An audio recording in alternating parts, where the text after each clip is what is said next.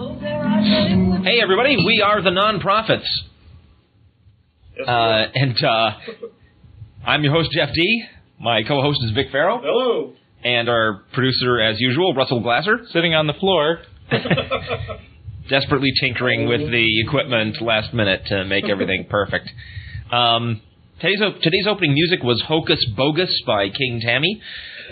This show is live July, 5th? Yeah. July 5th, 2003. I want to wish a happy X Day to all of our subgenius friends out there. This is the very day when according to the subgenii, the invasion saucers of the sex goddesses are supposed to carry them off to whatever they carry them off to. So this is the weekend when they do their whole outing thing to stand around some park in New York and wait for the invasion fleet. Okay. Yeah, I don't know what they do, but I've seen some funny video. Okay. Let's jump right into old business. Now, Russell? Yes? I guess I'll hold off on this until you're done tinkering with stuff, huh? I'll do announcements, but get all those settings right, will you? I'm working on it. Okay. National Atheist Ombuds, right? Everybody knows about this. If you hear slurs, defamation, or discrimination against atheists or other non-believers in the U.S. media, what you want to do is contact ombuds@atheism.org. Tell them who said what and when, and they will contact participating national and local non-theist organizations who will distribute press releases responding to the incident. You can collect past episodes of our fine program by contacting atheist@mac.com. He has CDs. Each one contains a full month worth of episodes of our show, plus also an audio version of our sister show, The Atheist Experience, which runs on public access television here in Austin, Texas. The CDs are $5 each. That's atheist@mac.com. Heart of the Beholder is a free thought film production written and produced by freethinkers, and it stands a good chance to open up vast positive opportunities for publicity about the free thought movement. But they're hunting around for dollars to be able to make this film. If you want to find out more about Heart of the Beholder and how to support it, visit www.beholder.com. Okay. Now, last episode, 2 weeks ago, we urged everybody listening to the program to jump into that chat room to see if we could beat our old record of listeners on the chat room at the same time. And the weird thing was we didn't see anybody in there, ever, the entire show. And Russell, would you like to explain how this happened? Okay. I was following a link to the old chat room. The new chat room is some spiffy new thing in Java that has an entirely different link, and so you guys were all in the right chat room, but I wasn't. And did we get any email from them? Yes, we got 2 pieces of email telling me what an idiot I am. Oh, good. Well, actually, did they tell us how many people we got in that chat room at the same time? No, they didn't mention it. There were 2 emails, and if that was a representative sample, then, maybe there were 8 people. Okay. Well, anyway, do we have this all straightened out this time? We would, except that the Atheist Network chat room is now not working. What about the Atheist Network webpage? It is also not working. So the only people listening to us live are going to be those who know how to link directly to the audio stream? Yes. I'll check our webpage, and in the future, if it's not already there, I'll create a direct link to the stream. But for now, we might have a very small audience, and we won't even know because they're not chatting with us. Yeah, well, okay. We'll just guys. We'll proceed on the assumption that hardly anybody's listening, and keep checking the Atheist Network webpage and chat room periodically during the course of the show, and we'll jump in there if they show up. Okay, well, that takes care of that old business. Also, I've got a whole bunch of letters that have sort of piled up on me here that I haven't done in a long time.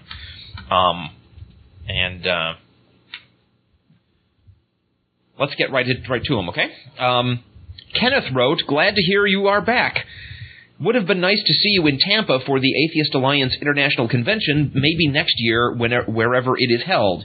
If you are interested, I have posted tons of photos in the photo album section of the Tampa Bay Atheists website. The URL is tampabay.atheists.org. That's one big long word, tampabay.atheists.org. There's a photo album link, and you can follow that to the pictures from the recent Atheist Alliance International Convention. Thank you, Kenneth. Dan, a.k.a. Quill of Numenor, that's his chat room name, right? Quill of Numenor, wrote, welcome back. I'm so glad to hear your voices again. Your show was the first I ever listened to on the Atheist Radio Network, and I was hooked on the very first minute. Your commentary on the news remains thought-provoking, witty, and downright cool, but it's the humor that makes your show so wonderful. Thank you for producing 3 great shows since you've been back, especially the one where you talked about The Matrix Reloaded. I've had to play the part of Matrix apologist to some of my friends who loathed the film, and your discussion on some of the more esoteric points of the film really clarified what I knew in my head but hadn't yet been able to organize into a strong thesis. Once again, thanks for coming back and providing me with an hour and a half of laughs, discussion, and deep thinking every week or two. You guys made me wish I lived in Austin. Awesome. You know, if I knew where he lived, I could give him more reasons why he should leave there. I have nothing to compare it to. And finally, That's so many. Finally, Mitch wrote, in the last episode of The Non-Prophets, you asked who the forger of the James ossuary inscription might be. Perhaps this is the answer. I recently had the pleasure of watching a Discovery Channel show dedicated completely to the James ossuary. The experts at the time were going back and forth as to the inscription's authenticity, and both sides arrived at different conclusions, go figure. At the very end of the show, they offered some compelling evidence that the box was stolen from an old church sometime in the distant past. If this is the case, the inscription was almost certainly forged by the early church to prop up the historicity of the biblical Jesus story. This conclusion makes logical sense when considering the plethora of other forgeries of the same nature, the most notable being numerous fake shrouds of Turin. Numerous.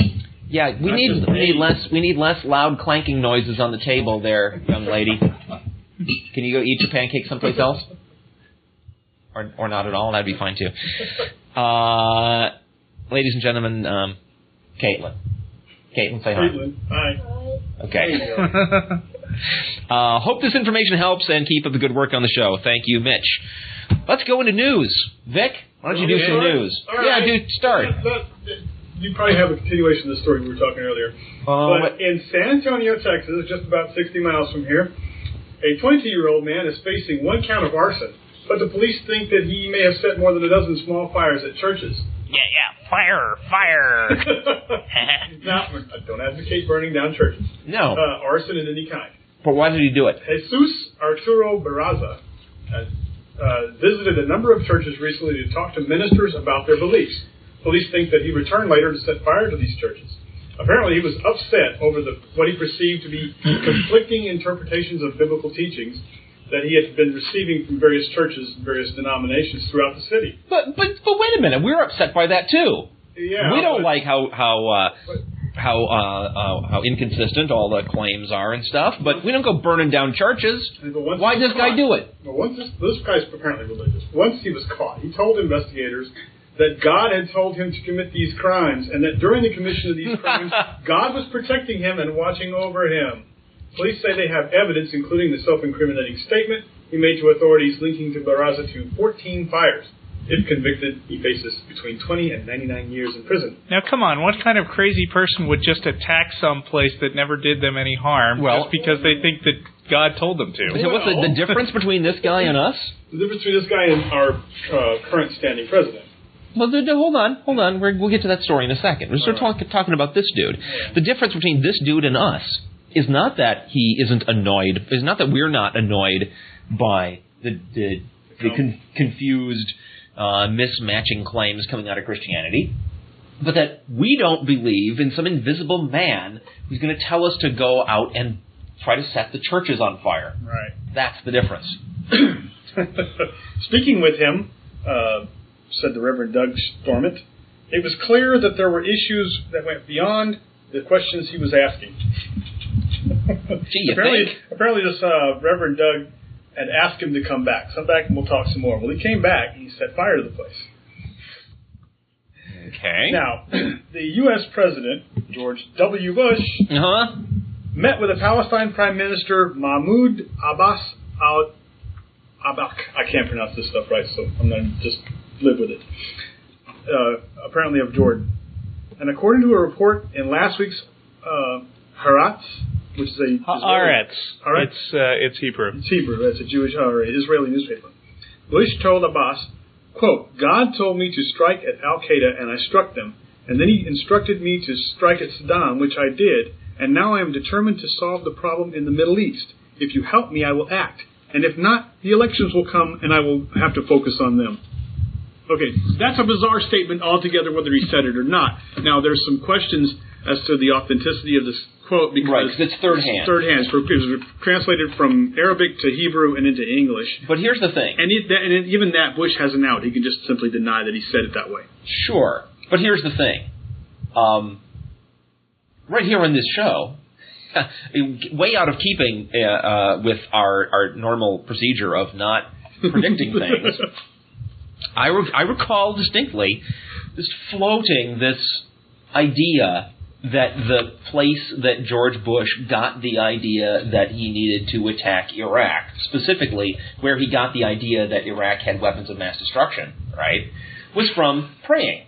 Yeah. Just out of his imagination. But because it's prayer, it's because it's supposed to be communication with God, and because God's never supposed to be wrong, he could take what he imagined and say, well, because I think God is telling me that what I'm imagining is really true, and God's never wrong, then what I'm imagining must be true.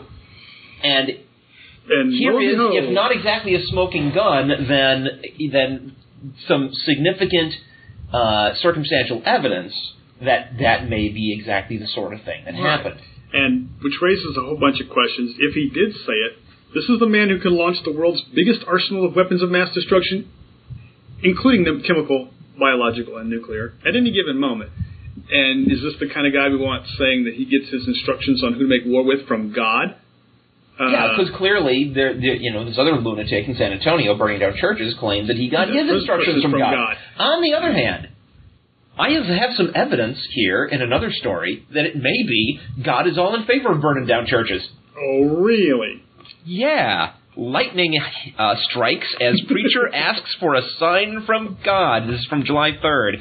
And thanks to our listener, Matt, for bringing the story to our attention. In Forest, Ohio, a guest evangelist was preaching at the First Baptist Church in a small Hardin County town Tuesday night, emphasizing penance and asking for a sign from God. At that moment, the church's steeple was hit by lightning, setting the church on fire and blowing out the sound system. It was awesome, just awesome, said church member Ronnie Cheney, 40, of rural Forest. You could hear the storm building outside. He just kept asking God what else he needed to say, Cheney said. He was asking for a sign, and he got one. Apparently the sign was to shut up because the sound system went off. Him, I think. Cheney said the lightning traveled through the microphone and enveloped the preacher, who was not injured. Uh-oh. Afterward, services resumed for about 20 minutes, but then the congregation realized that the church was on fire and the building was evacuated. Damage was estimated at $20,000. Now, here's the thing, right? This guy's response, the guy they interviewed after the event, right? It was awesome! Dude. Not that you were in a rainstorm and lightning struck. This guy believes that the God exists, right? Believes that the lightning was sent by the God, but apparently cannot make the connection in his mind that, that would mean the God wanted the guy to shut up, was mad at us, wanted to destroy our church, or at the very least, I guess an omnipotent God could kill the preacher and instantly destroy the church if he really wanted to do that, but at the very least, it's a threat, right? At the very least. It's a negative sign. It's a shut up, I hate you, you guys are completely full of it, shut the heck up. Especially with that energy going through the sound system and enveloping the preacher. Blowing out the sound system. Yeah. I mean, there's no more clear sign. If you believe that there was a God, there would be no more clear sign that this God who you believe exists and is loving and kind still wants you to shut up and disagrees with what you're saying. But they don't take it that way. But you know how these miraculous claims work. It was a miracle because he got struck by lightning and he survived. No, the church got struck by lightning. But he took a direct hit from it. I remember reading in the story that there were $20,000 worth of damages. Yeah, that's not a lot. It could have been more, but it wasn't. On a note towards this guy in San Antonio, his name is, here's a funny one, his name is Jesus, and if you're not familiar with Spanish names, Jesus is spelled J-E-S-U-S. And so my question is, if he's a kook and George Bush is not, then we got God talking to Bush, but not to Jesus. But I mean, back to the concept of what's a miracle and what's not a miracle. I mean, you notice that miraculous claims always tend to become especially popular when there's some kind of major tragedy, like September 11th, or a girl gets kidnapped and then she winds up returning home a year later, extremely traumatized but physically unharmed. And people say, that's a miracle because she came back to us. Yeah, no, I'm sorry. A miracle on September 11 would have been if the great big passenger planes just, stopped frozen in the sky and glowing escalators of light went up to carefully remove all of the passengers on board. Yeah, I mean, that would have been a miracle. Yeah. I'm standing right here. It's not hard to imagine actual miracles. No. I'm standing right here. How stunted is the imagination of these people that, airplanes fly into the World Trade Center and knock them down, and they find a couple of girders that happen to be, laying across each other like a big cross, and that's a miracle. And a Bible under some rubble, I think. Yeah, well, but, I mean, here I am. I'm standing here day to day. I've never been in any burning buildings. I've never been shot at, kidnapped. I've never had my kids threatened. It's a miracle! You are proof of Jesus! That's not a miracle, because it's not interesting enough. What, you want somebody to kidnap you, Caitlin?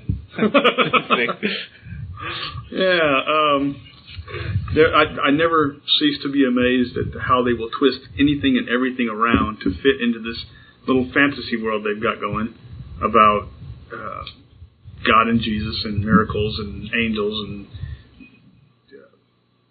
Yeah, well, apparently there are no negative signs. Oh, yeah, there's Harry Potter. And just imagine, suppose for a moment, stretch these imagination muscles, which apparently we have and they don't. Imagine for a moment that there is a God. And just imagine him up there in heaven fuming after he blasts these nitwits in Ohio with a lightning bolt. And they completely don't get it. They just don't get it.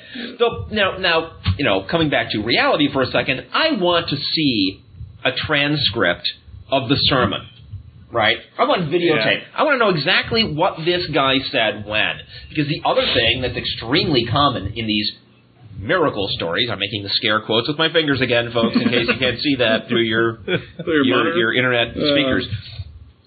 That another thing that's extremely common is twisting the details to make it seem more astonishing. Right. I mean, if the guy literally said, "I want to see a sign now," and his fist came down on the podium, and then at that very instant the lightning bolt struck, well, that would be less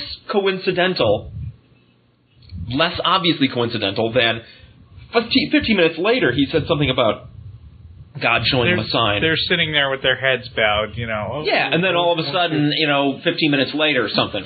All of a sudden, 15 minutes later. I mean, that's the thing. Obviously, they didn't notice much about the lightning strike at first because the church was on fire and he was still preaching, and it took them several minutes to realize that the church was on fire. Maybe it was Jesus. Yeah, they probably had. Yeah, could have been. He was pissed off. He was it wasn't lightning, it was just one of Jesus' socks. The lightning struck, and then they didn't notice the church was on fire because they were too busy slobbering all over each other with, "Oh my God, such a fantastic sign of God's grace and love that he zapped that guy." Oh my. I mean, so, interesting, huh? Cool. Yeah, this, I don't know. let's go on to something else. Russell, what do you have? Do you have anything on the subject of people talking to God? No, possibly, but my front story is about the Supreme Court decision. Which one? Would that be the sodomy law? 2 weeks ago, yes. Go ahead. In Texas. What gay men and women do in the privacy of their bedrooms is their business and not the government's, the Supreme Court said Thursday in a historic civil rights ruling striking down bans on what some states have called deviant sex. Can I just take a moment to complain about this, like, spin always put on this news story that it's just about gay people? Right, yeah. Straight couples can just as easily engage in sodomy. In fact, it's a bit more difficult for lesbian couples. They have to have... I think I saw that in a movie once. Yeah, I've got that movie. No. All right, go ahead. It's true, though. I mean, the law was partly challenged on the basis that... It's not applied equally to heterosexuals, because heterosexuals were not prohibited but it could be from the law. Which is one reason why it's a pretty damn stupid law. Well, for one thing, unless you tell people, yeah, we were in the bedroom making the bump on the booty, how are they going to know? Well, some cops barged in on... Well, this people, one, yeah, in this particular case, but... And they got arrested for it. Right, paid a $200 fine and were... and then challenge it all the way to the Supreme Court. Yeah. Did you have your penis in that, man? No, officers, I swear. Gay rights advocates called the ruling by a 6-3 vote, which is pretty significant on the Supreme Court, I think. Yeah. The most important legal advance ever for gay people in the United States. Reportedly, Strom Thurmond was so shocked by this ruling that he dropped dead on the spot. No, that's not nice. But it is funny. Well, according to somebody in alt.atheism, his last words were, "The court said what?"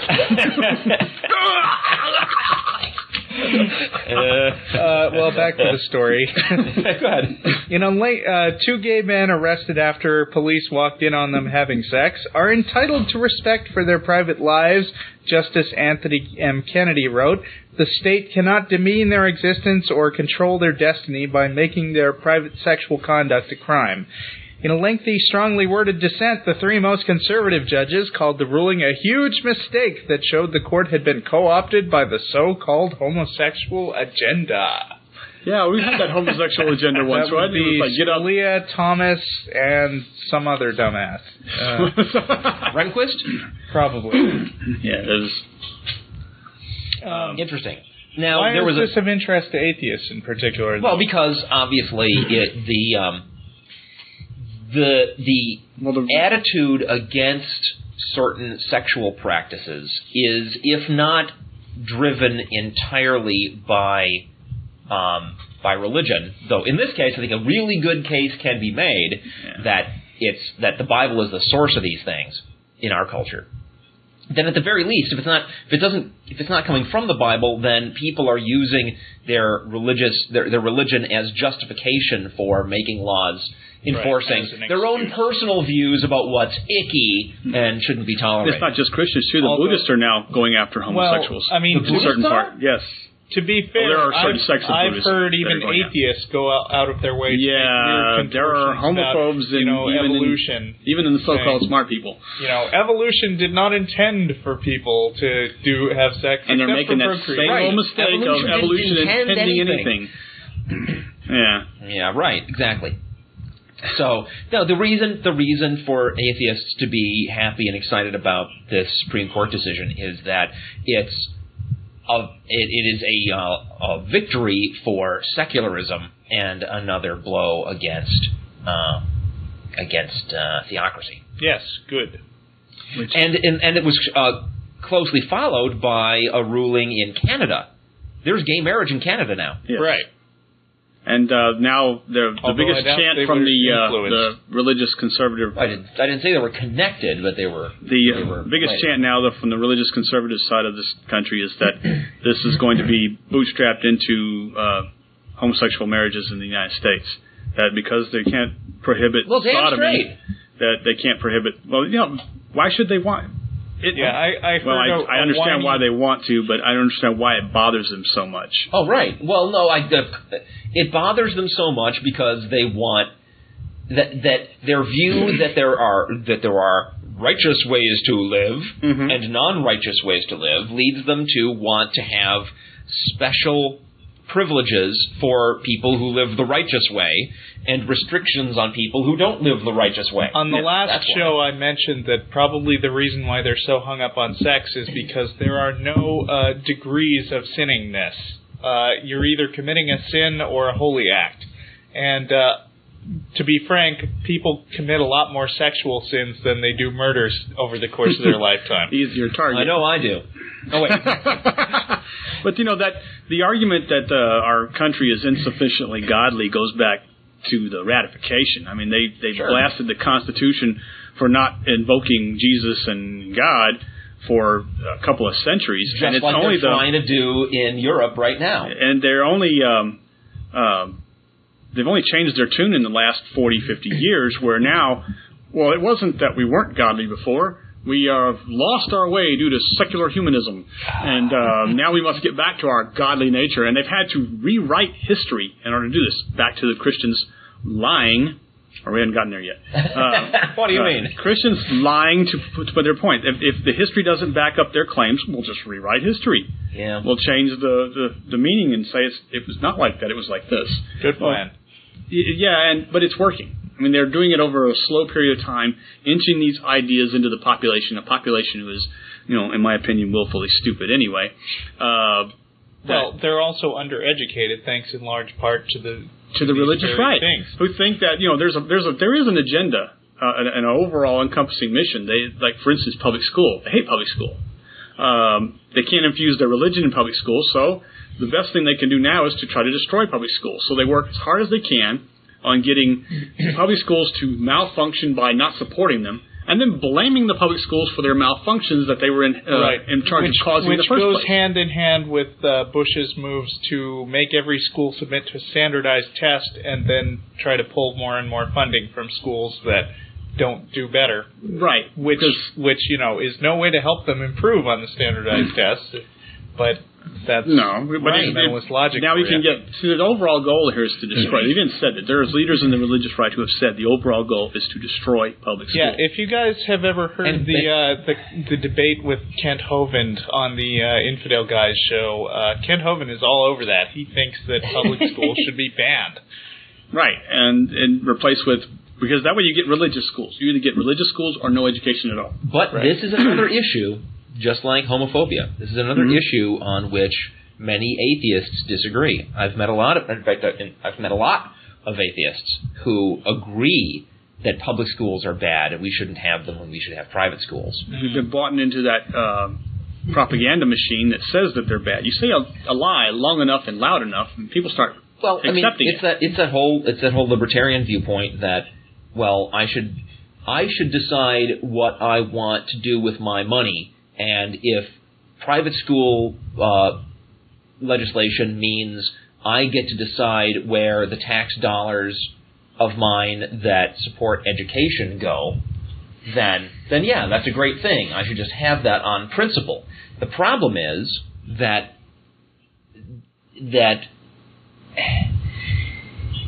the reason to have national schools is because the government does have a responsibility to provide quality education for its people.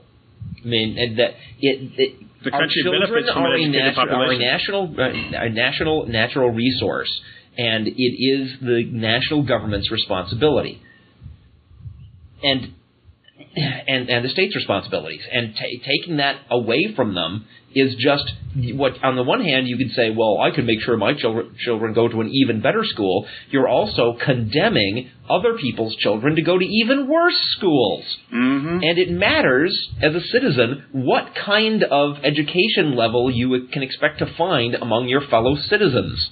It's not, it's incredibly simplistic to look at it and say, well, I might actually be my benefit to keep everybody else stupid, because then I could grab more for myself. Yeah, except in the long run. In the long run, you're going to have a nation full of stupid people, and that causes higher crime rates and lower competitiveness on the world scene. Right. And ends up shifting us backwards in time instead of forward. One of the other great underwriting philosophies of this right-wing religious fanaticism is that you're either for us or against us. There is no middle ground with these people. You are our version of Christianity, and you pray and think like we do, or you are somehow connected with Satan, the enemy. And I've been hearing this one since I was a little kid. You're either for us or against us. If you don't follow Jesus, you're doomed to hell, and you're an enemy. And the religious rights language has become increasingly militant in the last 30 years. Yeah. Mm-hmm. And even with George Bush making some comment that was militaristic. You're either with us or with the terrorists? Yeah, or, something like that. There were several ones where he was invoking religion. This week he had another hilarious cowboy quote, which was, "Oh, bring him on. Bring it on." Yeah. Bring it on. Yeah. So that's right. Let's fight terrorism by goading them into doing even more outrageous, over-the-top, insane things. That's a good way to deal with terrorists. Well, Mr. he was Bush. actually trying to tell them to come attack our soldiers, which you would think is not the best idea in wartime either. But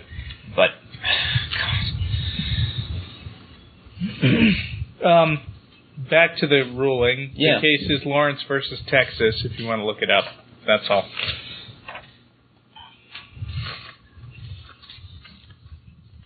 But I don't... Go ahead. No, I don't.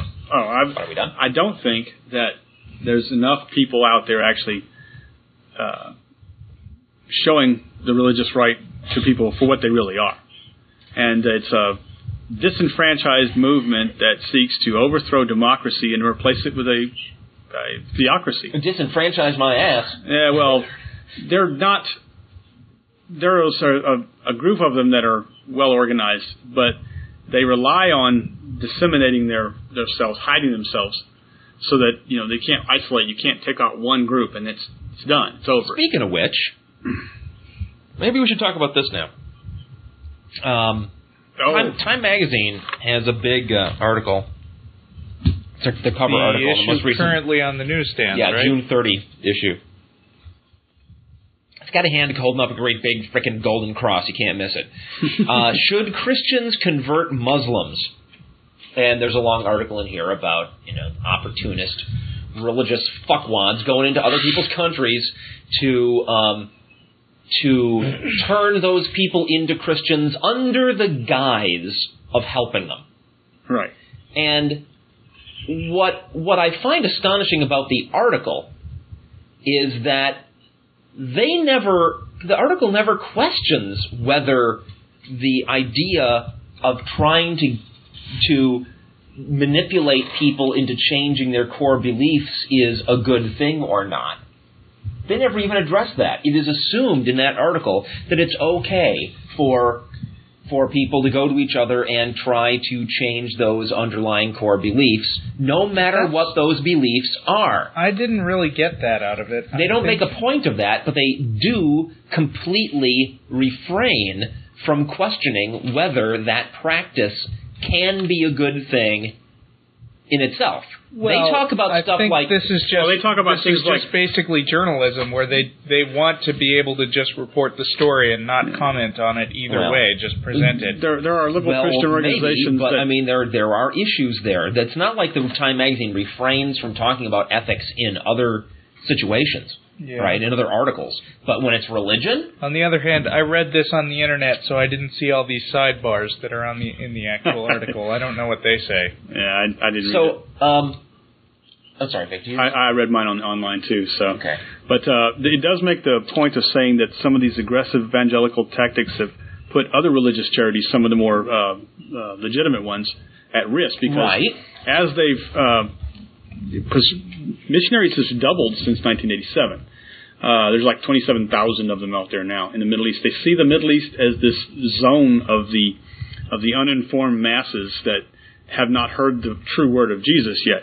There's that other myth. Their damn business. But there's that other myth. They got that text in their book says that they're supposed to make converts of the whole world. You are a bad person if you do not go out and tell other people about your Jesus. faith. Okay, that's But the other, one of the inherently sick things about. But the other myth of Christians, It's obviously one of the things that makes it so successful, though. one of the myths that Christians really truly believe is that if you've ever heard the word of Jesus properly told to you, that poof, it's like a spell, you're instantly converted. It just washes over you, and you can't resist it. And I'm here to testify right now that it doesn't work. Because it doesn't work. But for a lot of them, a lot of these missionaries, particularly these more egregious ones, they really believe stuff like that. They also believe that if they get to the entire world and tell them about Jesus, then Jesus will come back. And they want that because why? Because that's going to destroy the world. Yay! Well, that's nice. Yeah. But yeah, they bring up stuff like, some of the missionaries go so overboard that they rile up the locals, and that puts some of the more level-headed missionaries at risk.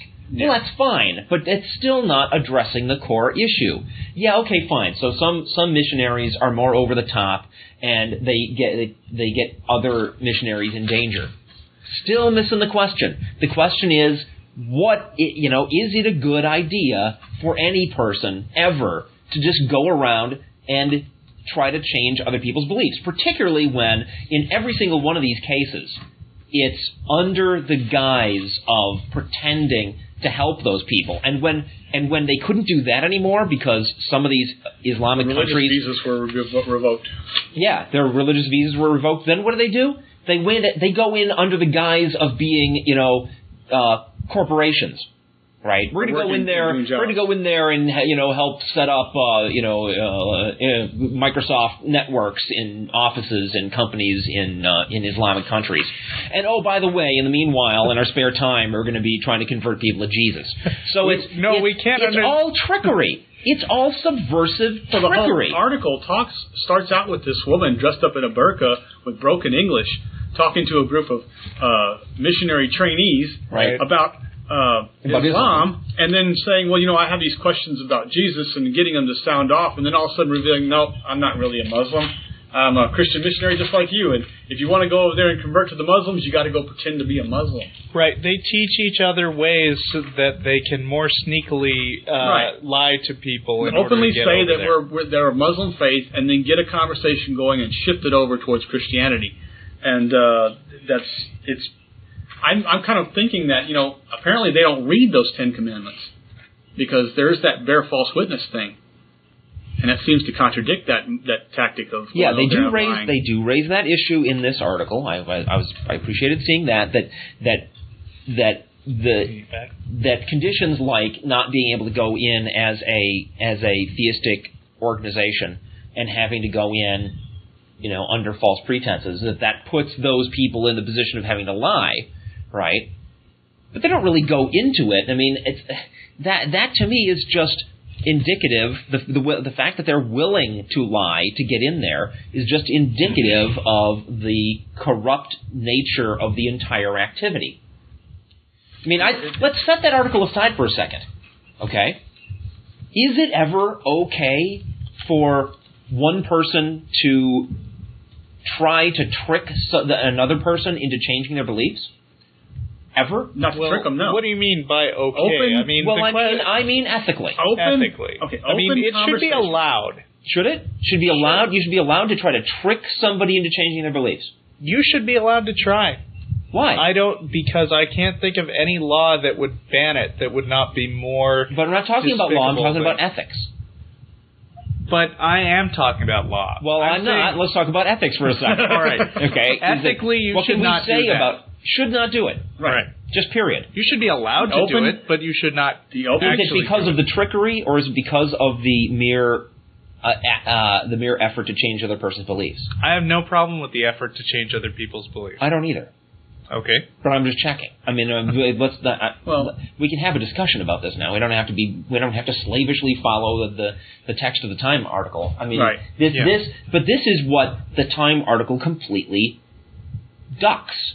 It just doesn't even raise the question of whether it's an ethically bad thing that they're doing in the first place. What you've got in the article is basically two groups in opposing camps that are both behaving reprehensibly. Because, the fact that there are Muslim countries which basically set up all these laws which say, oh, you should not convert away from Islam or you'll be killed, and nobody's allowed to come in who wants to talk about this subject, that's horrible. Let's reverse the situation here. Let's say that there are 27,000 Muslim missionaries coming to the United States. Do you think that these Christians are going to not raise a holy hell? They would, but I would support their right to come in and try to convert. And try to convert people. Well, of course you would, because we don't have a law against that. Right, but there's other countries. In this country, they brought up the but Mercer I think story. they shouldn't have laws like that. Plus, imagine now we're talking about anything other than religion. Okay, suppose it's insurance sales. Okay, now we don't have. Do we have laws that say it is not acceptable for you to try to change somebody's beliefs about insurance by trickery? Yes, we do. It's an advertising law. Yes, we have laws like that. So in fact, I disagree with your contention that we couldn't have a law that says it's that it is illegal to try to change somebody else's views by trickery. I think we absolutely could have that law. But the issue there is that you have money immediately changing hands at the point where the person is fooled.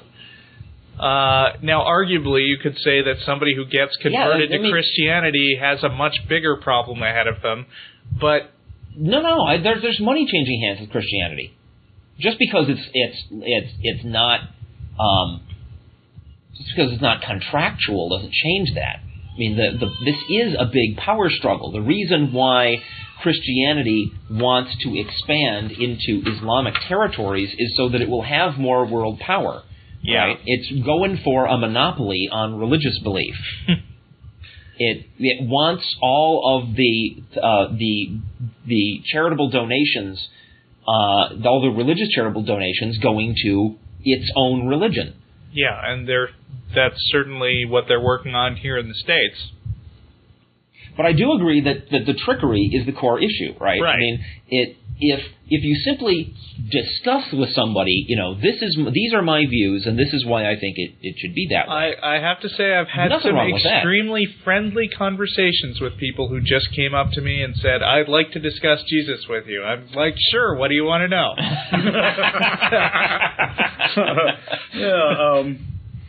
Right. But as soon as you're tricking people, as soon as you're going in there saying that you are there to help, feed the poor, but in fact you are feeding the poor for the sake of inserting yourself into these people's lives so you can make them into Christians, I think that's not only ethically reprehensible, but we ought to have a law against that. That's really complicated, though, because is it better to feed the poor than not feed the poor, even if you're slipping in a bunch of... I happen to notice this one mention in that article that some loan... I might be able to find it. Don't hand me the article. It's buried in there somewhere. But there was one mention of this undercover theist missionary sneaking into Iraq. Right. Right? You know how he did it? He snuck in a vehicle full of secular humanist people who are going into the country to help feed the poor. The secular humanists are not going to be not going to be using trickery to try to change anybody's beliefs. Right. So to say that because there is some actual relief effort going on, that makes the conversion effort okay, I don't agree. I think that's like saying, if you make the first hit of cocaine free, then that's okay. And I mean, the question is it an abusive, manipulative practice to go in there and help them for the sake of absorbing them into your cult? Yes, it is. The question is, you're a poor person. Yeah. Are you going to be happier with somebody screwing with you but giving you food, or not getting any food? That's not the. I don't think that's. But I don't think that's that the makes issue. it even more evil because you're using a basic human need. They're manipulating to advance your theological. If they care about helping the poor, they should frickin' go in there and help the poor. Mm-hmm. Right? If they don't care about the poor, in their own belief, this is the way that they can best help the poor by giving them food, by tricking them. Right. They are literally the little. That's what they are think. Literally the Jesus people that's on South ethically Park. reprehensible. Yes, and the fact that they're willing to misrepresent themselves and their religion in order to gain inroads makes me question whether they believe what they actually think they believe. I don't think they do. Plus, I mean, check out these faith-based initiatives here in the U.S. Here in the U.S., where we can look over their shoulder and see what they're doing, at least as long as we have laws that allow for oversight and don't say, no, if it's a religious group and they get federal funds, then you can't pay attention to what they're doing. When we do pay attention to what they're doing, because they're right here in our own backyard, the clear evidence is that they are wildly less effective than non-theistic efforts. Really? Yes, the clear evidence is that they are full of corruption.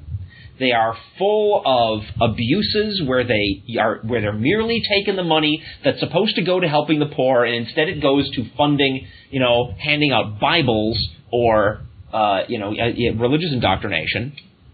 I mean, this happens over and over and over again. Have you got a reference for that? I will bring in a reference next week. Now, I would love to see that. Let me have another. This is why the state legislature of Texas dropped the Bush faith-based initiative here in Texas after he went off to become president. Wow, that's a surprise. Because there were just case after case after case where, they weren't supposed to have oversight, but turns out that after the kids were getting abused, that the kids went to the cops, and then there was oversight by virtue of normal law enforcement.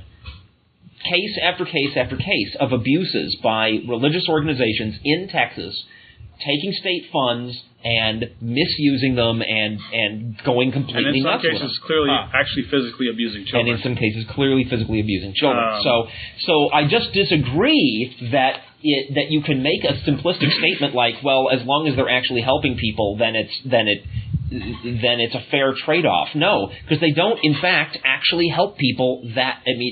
The degree to which they actually help people is impacted by the presence of this whole attitude of religious insanity. Right. Yeah. Another chance to take a dig at Bush, though, is that as the president, like we need an excuse. Yeah. Well, as the president, and in this particularly volatile situation that we're in right now. Oh boy! And as a religious man, who at least they would listen to if he spoke to them, he could say, "No, you should not be going there and making these people angry when we're trying to make relations better." Right? But he's not saying anything because you know why he's not saying anything? Because he was bought and paid for by the religious right, and if he pisses them off, he knows that that's damaging to his power base, and he's only got a marginal power base at best. And, we can hope. Yeah, I mean, the big problem here is, even beyond the ethical stuff, the big problem is that by going over there as Americans and helping people out, they're de facto acting as representatives for America. And if they behave in sleazy, slimy ways that cause people not to trust us, which they do, then that reflects really badly on the rest of the nation. And that's a big problem, because whether or not we say that we're trying for diplomacy over there, we are now trying to run countries over there. Right. And you would think that even Bush would understand by now that we need some goodwill from them to make this work. And there's a quote here that my eye just fell on. Somebody who says he identifies personally with George W. Bush. He says, something you must understand is that diplomacy does not work with Satan. Again, but those people are not freaking Satan. Those are human beings. In these people's eyes, in the Christian evangelist's eyes, these people are deceived by Satan. Well, that's then they need to be rescued from Satan. And that's exactly why we shouldn't tolerate these frickin' missionaries going over there and pulling their shit. Right. I mean, here are people that we're trying to win over to, hopefully make them like us, and people who are acting as self-appointed emissaries for us are going over there and saying, you guys are evil.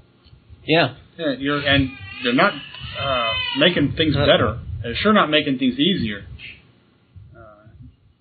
Right. Absolutely. I think the word was fuckwats.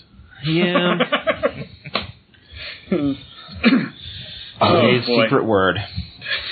So anyway. Oh, man. So, I mean, because it's that whole article just struck me as missing the point. That it was a bad idea to go over there converting them. People, they don't want you over there converting those people. That's not the point. I mean, just take it out of there. The article is all about these consequences of the behavior of missionaries, right? It's all about how will it hurt our relations with the Middle East? How will it hurt our relations with Muslims in general? How will it endanger other missionaries that are already there? All those kinds of things. That is not the issue. That's the consequences of the behavior, not whether the behavior itself is something we ought to tolerate. And for me, you've got a problem in the other direction, which is, to what extent do you mean that we should not tolerate something? Because I think we should have a law. In France, they have this wonderful law. I'm going to talk about this again. They have this wonderful law that says that it is a crime to take advantage of somebody else who is distressed or under pressure or poor or whatever, and manipulate them into joining your group on that basis.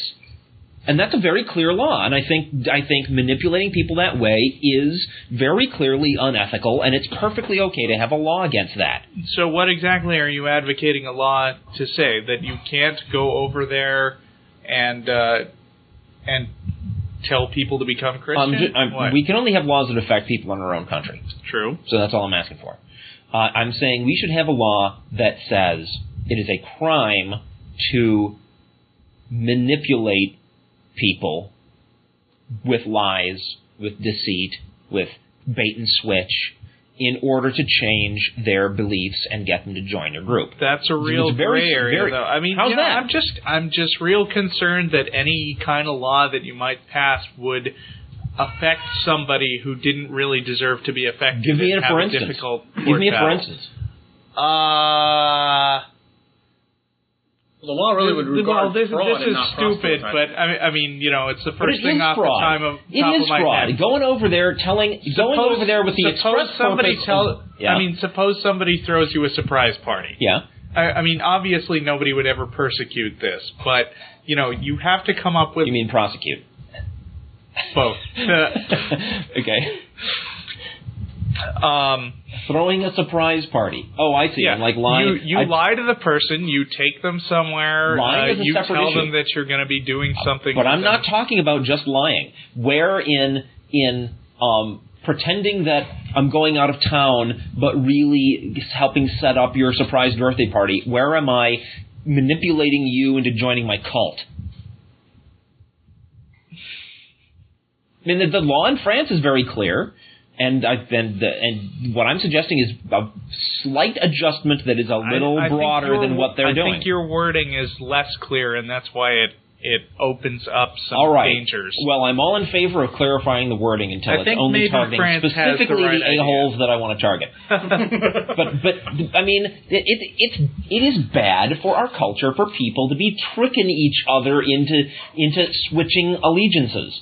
Well, they do it here in the States as well. That's what I'm talking about. I mean, we can only have a law about people here. We're talking about here in the States. It's just bad. It is bad. So we ought to have a law against it. And then there's this not interfering with the free exercise of that might stand in the way of that one. Right. But that's the thing. If I trick you into joining my cult, what have I done to your free exercise of religion? I've taken away your freedom. I've just manipulated you. Right. And the government is to protect people's freedoms. Right. That is exactly the justification for this law that I'm talking about. Good work. It'll never get passed. It'll never get passed until we get less religious influence in our government. The controlling power right now are people whose religion requires them to go out and lie in order to win converts. Yeah, it says it right there in the Bible. If you want to be against my idea because you think it's a bad idea and that we shouldn't have that law, do that. But if you're just saying that it'll never pass, well, I think it's extremely unlikely. But that is not a reason. That is not an objection to whether it would be a good idea or not. Now, of course, this is also be real careful about how you word it. That's all I'll work on that. But of course, it's also very self-serving because the difference between theists and atheists is that if an atheist goes out to try to change somebody's mind, we don't have to lie.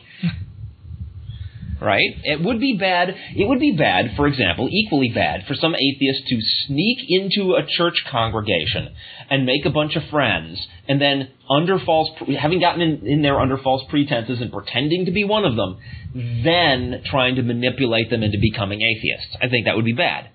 We shouldn't do that. Same thing. Mm-hmm. But when some street preacher stops you and says, have you read this book? It's the Word of God. Well, prove it's the frickin' Word of God, asshole. Right? Right. If that kind of thing you can deal with. If you're not, you are simply lying to me. You don't know that that's the Word of God. You are now lying to me to try to change my beliefs.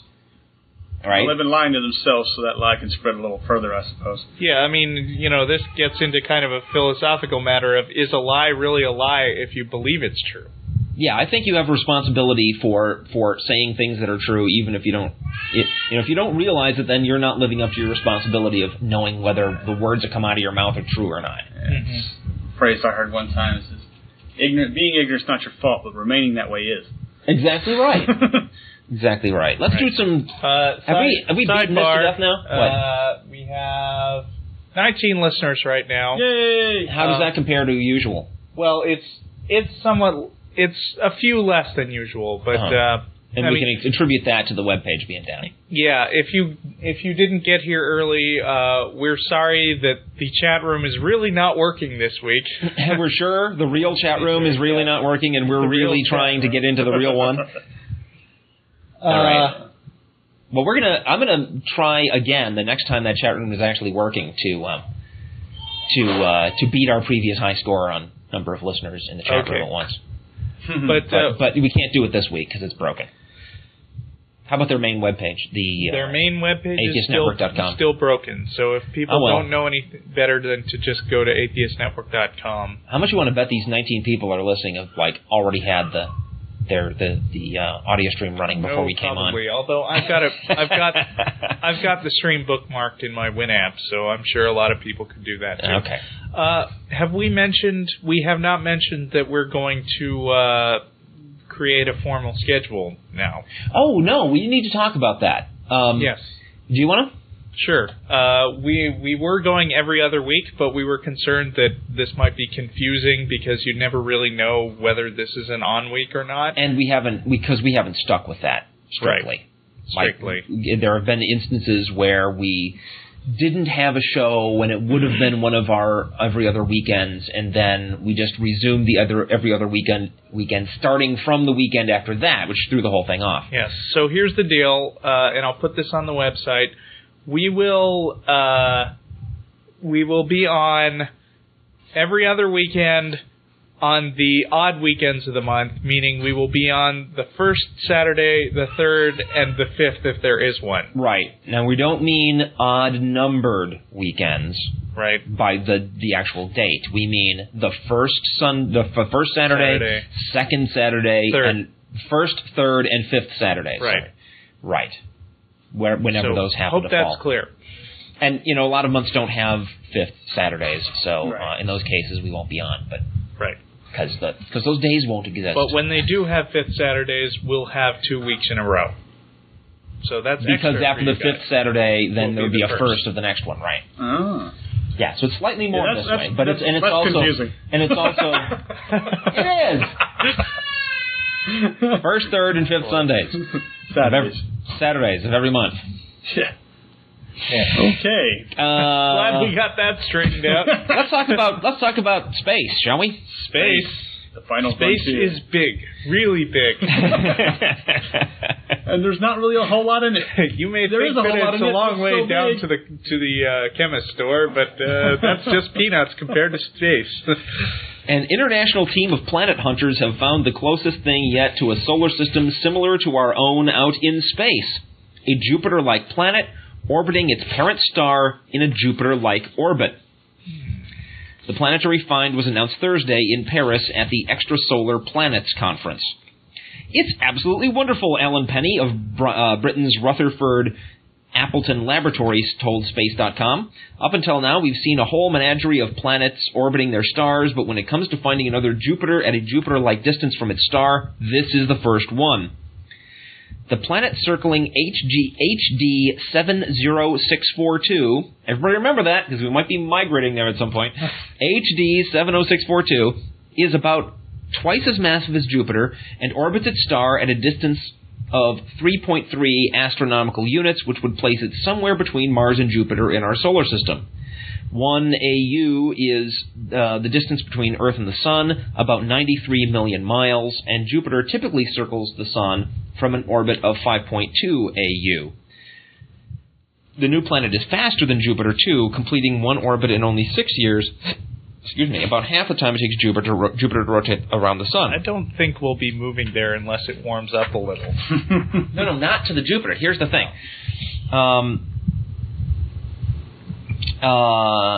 Most of the giant planets found have in other other star systems have extremely eccentric orbits around their stars, more egg-shaped than circular.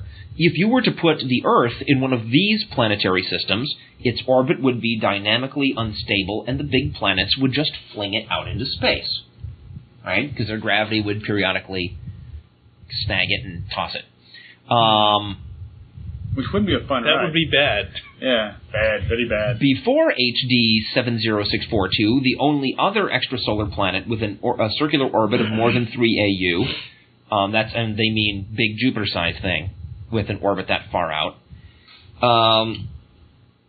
was the outer world circling the 47 Ursa Majoris system. That planetary system, however, also has an inner gas giant orbiting at about 2 AU, which would be too close to an Earth-like system. So this is the first time they found a system where you could have an Earth-like planet.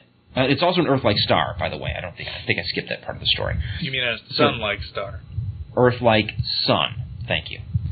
The sun-like star. Sun-like star. You're correct. So anyway, that's very cool. And the other thing is, I think you can get the erroneous impression from reading these reports that star systems with just Jupiter-sized planets in weird orbits are incredibly common. But we don't really know that yet, because the method that they're using for detecting most of these star systems that have planets at all is by measuring the wobble of the star around which those things orbit, which requires big planets and eccentric orbits, right? I mean, or at least it's much easier to detect them if you've got a big planet in eccentric orbit. So it is a artifact, more likely an artifact of the measuring system that they've got, that we're finding a lot of those sorts of things. Right. Now, interesting. Efforts to use space telescopes like NASA's planned Space Interferometry Mission, or SIM, slated for 2009, its Terrestrial Planet Finder, TPF project, and the European Space Administration's 6-instrument Darwin Flotilla could give astronomers the ability to not only see small Earth-like planets, but examine them for signs of water or life. The TPF and Darwin missions are expected to begin somewhere around 2015. Once those missions are up and working, scientists will be able to point them at HD 60742 and a half dozen other stars extrasolar planet hunters have earmarked for the possibility of small inner planets, you wouldn't see any mountains or oceans or espresso bars, but a single dot or pixel that you could then pass through a spectrometer and search for signs of oxygen, water vapor, or methane. Wouldn't be proof of life, but a clear suggestion of can life. you prove there's not an espresso bar in space?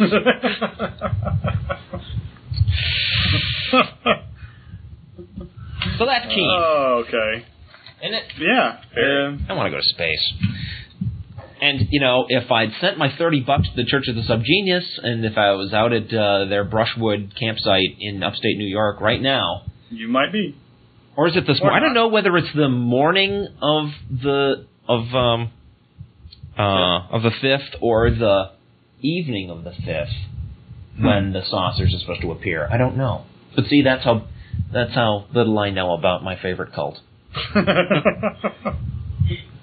they still running? They could be there right now. I should check the news.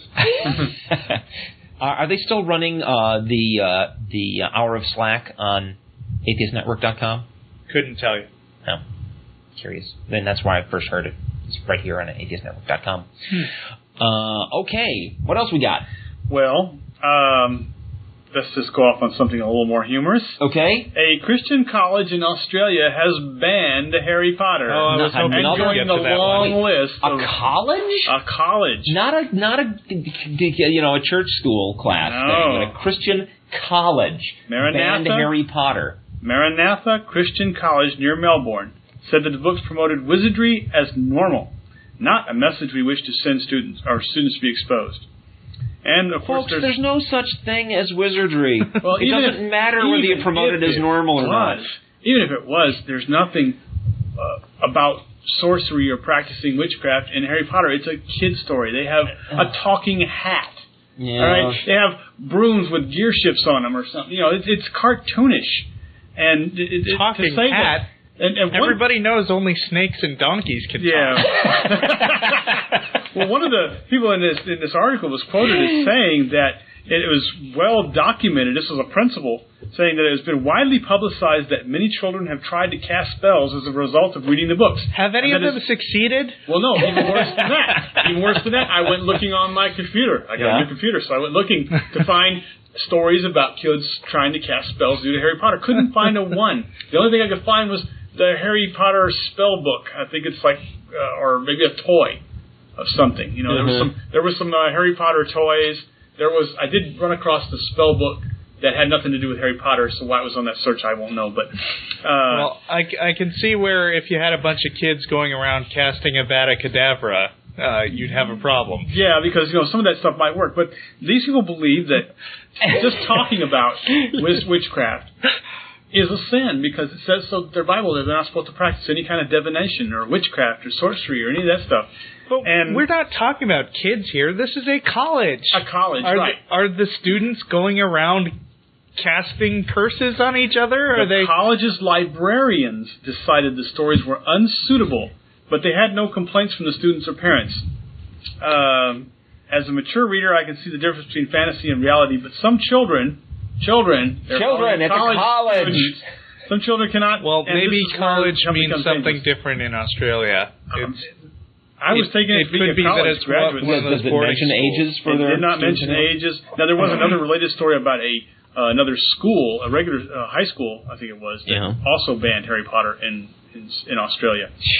Poor Australia. Yeah, I mean, come on. Well, it's not just them. At the end of this article. No, but I mean, Australia, at least to Americans, has in the past had sort of a liberal reputation of being a place for, free-spirited, self-assured adventurer types to go live. And apparently they got their share of religious fanatics. Yeah, whether that was ever true or not, I don't know. But I'm hearing more and more and more about religious lunatics there.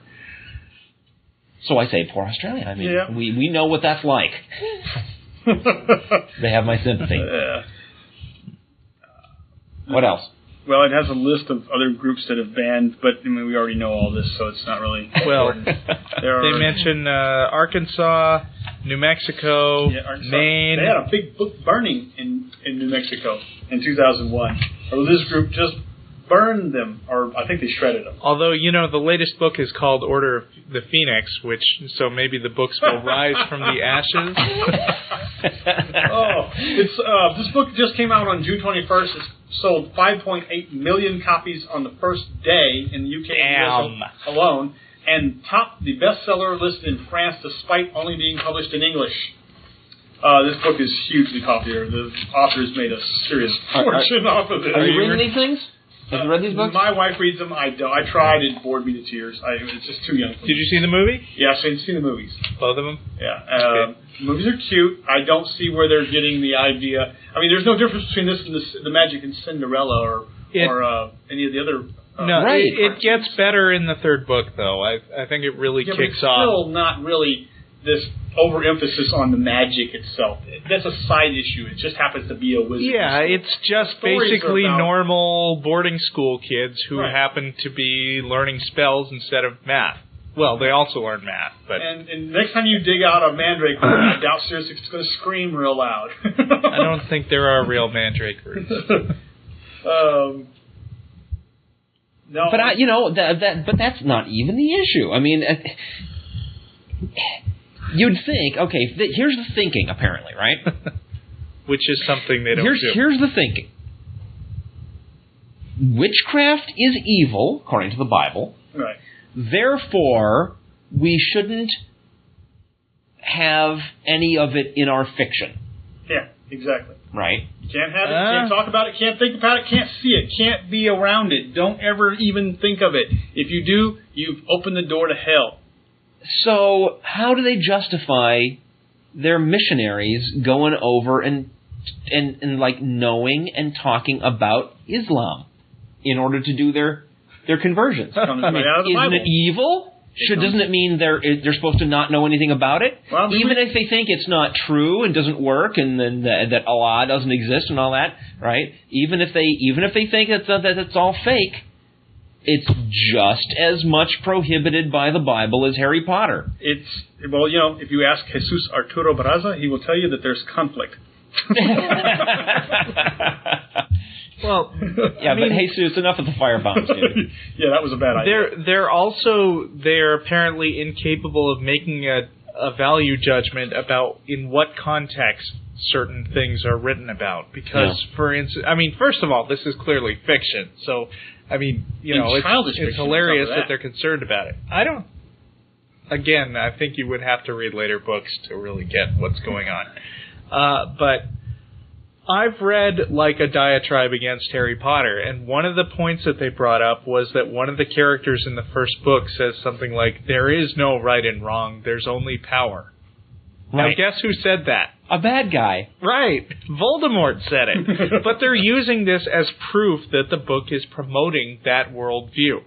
No, and he's the villain. He's the one that loses in the end. Right. Oh. No, it's not Voldemort. It's Professor Quirrell speaking as a proxy, and he's talking about the power that Voldemort gave him. But right. Not that matters. It's still bad. You are such a geek. Well, not all the news is bad in the world. As much as there is religious right people wanting to turn American democracy into a theocracy, in Pakistan, there's the All Pakistan Minorities Alliance, a group claiming to be representative of non-Muslims living in Pakistan. And there's a law, they're trying to pass a law, pronounce it again? Sharia law. And a bill is before their government to implement this, and the All Pakistan Minority Alliance has asked them not to do it because it's unconstitutional, undemocratic, and in contradiction with the Universal Declaration of Human Rights. The application lists some grounds for challenging the bill's implementation, as well as consequences otherwise. For example, the Sharia law violates the Constitution, which will literally cease to exist should the Sharia take place. The plea also prays that the fundamental rights of religious minorities and women will be severely hampered, and they will become the prime target of terrorism at the end of extremists who are being allowed to interpret the Holy Quran and the Sunnah according to their own thinking by this bill. The Alliance also maintains that Sharia law, the Sharia bill, is also against the progressive thoughts and ideologies of and principles of founder of the nation. Oh boy, this is going to be tough. Quaid Azim Muhammad Ali Jinnah. Well done. Huh. So, we're not the only ones in the world that want to beat back the onslaught of fundamentalism.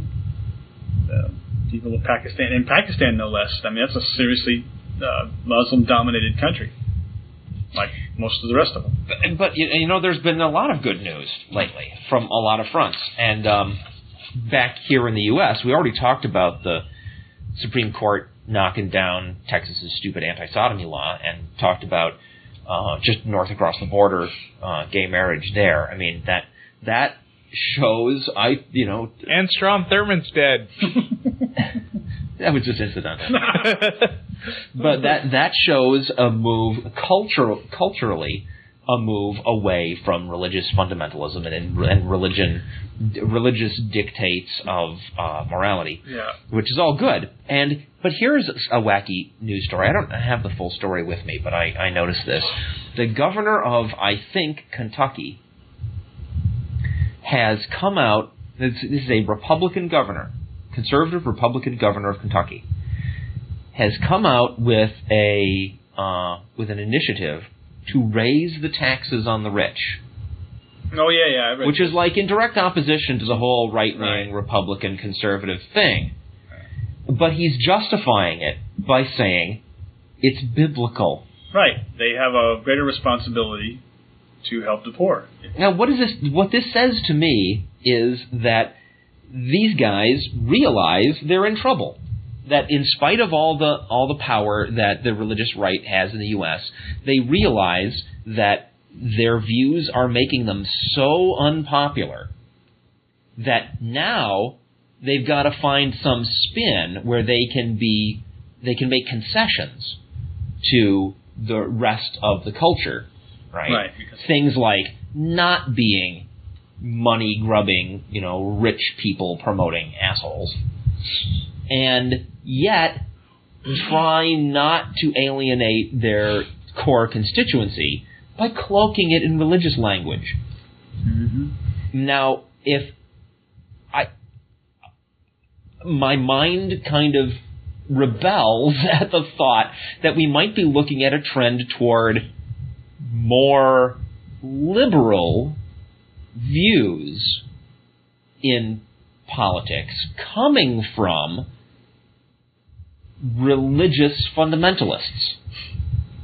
If that's the way the culture is moving, and if these guys don't want to lose their power, then they're going to still have to change their tune while clinging to their religious justification.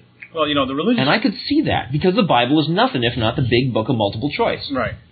The religious right knows that it has a minority opinion. In fact, the last statistic I read said that right around 14% of American Christians are fundamentalists of the evangelical variety. And they know that on their own, with their own ideas put forward, they don't stand a chance. And so they have to cloak those views and move in from side roads, which the whole purpose of their 96 takeover the Republican primaries, part of that. But they're building up in little small steps over the past 30 years or so. Yeah, but a step like this, right? I think that's indicative of a change, because that's a step in a different direction from where they've been going. Yeah, but it's an isolated case.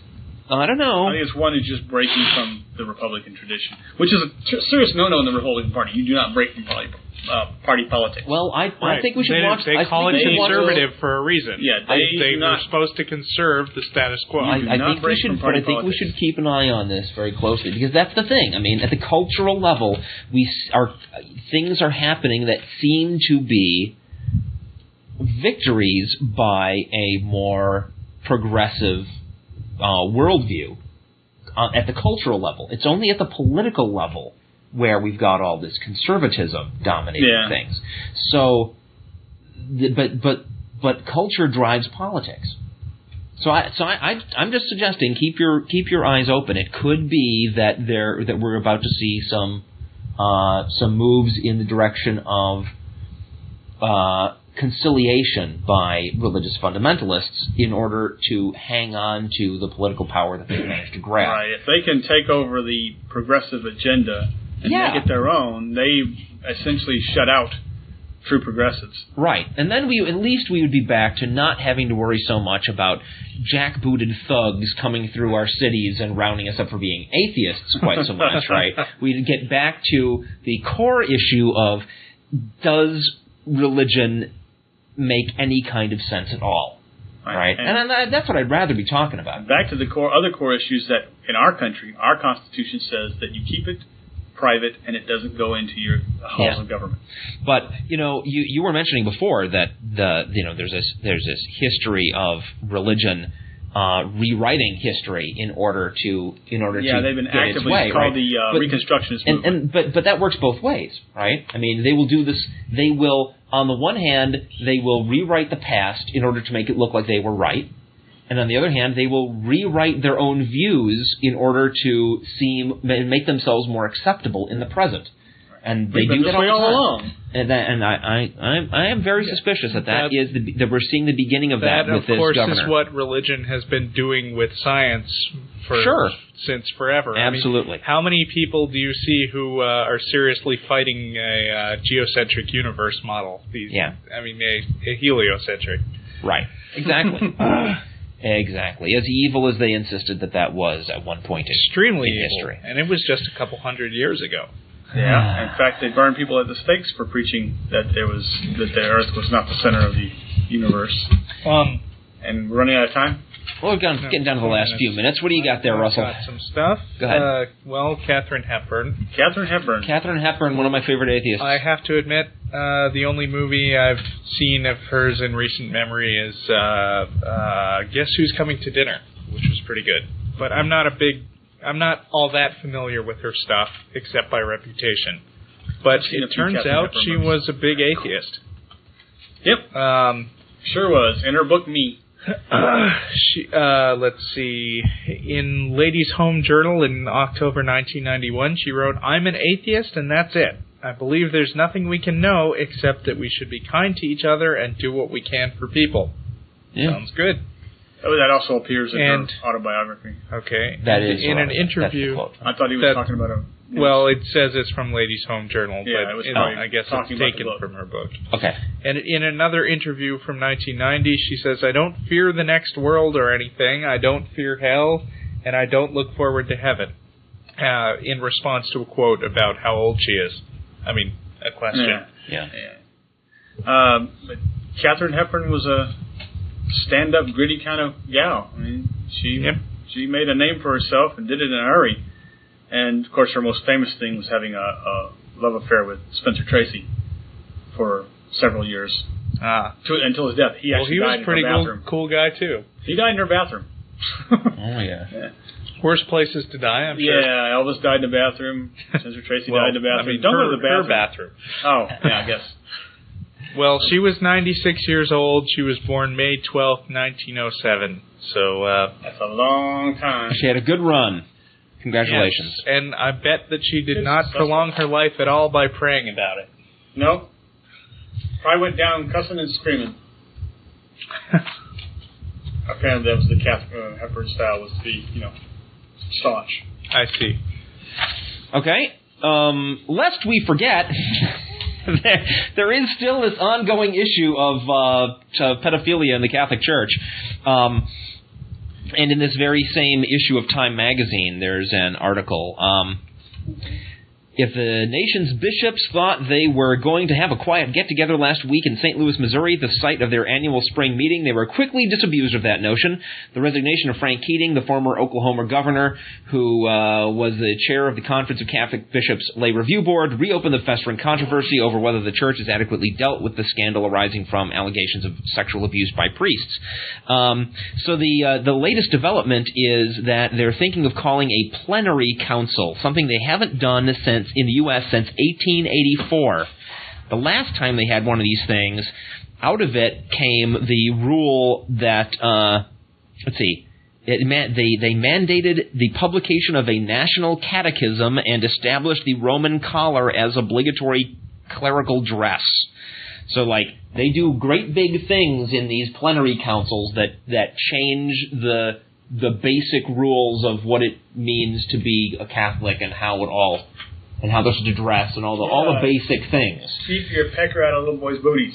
That ought to be one of the things they change. Yeah, that's interesting. So that's still going on, and we'll keep an eye on that as time goes on. So are we done? We're done. We're done. Thanks, everybody, for listening. We will be back on the third Saturday of July, whenever that is.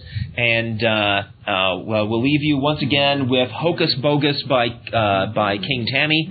Have a good next couple of weeks. Bye-bye.